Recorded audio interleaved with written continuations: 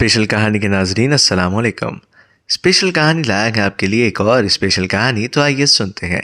ابوالکلام کہتے ہیں، ایک رات کھانے کے وقت میری والدہ نے سالن اور جلی ہوئی روٹی میرے والد کے آگے رکھ دی۔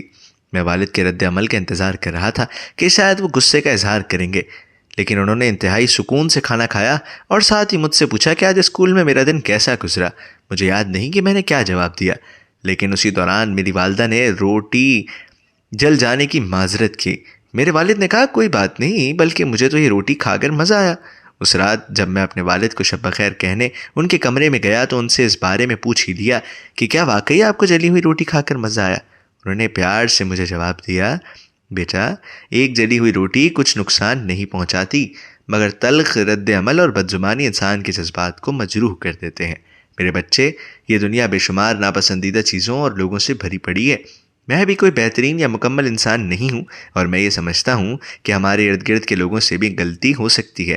ایک دوسرے کی غلطیوں کو درگزر کرنا، رشتوں کو بخوبی نبھانا، اعلیٰ ظرفی کا مظاہرہ کرنا ہی تعلقات میں بہتری کا سبب بنتا ہے۔ ہماری زندگی اتنی مختصر ہے کہ اس میں معذرت اور پچھتاووں کی کوئی گنجائش نہیں ہونی چاہیے۔ زندگی کو شکر و صبر کے ساتھ خوشحال بنائیں، بے شک اللہ شکر کرنے والوں کو پسند کرتا ہے۔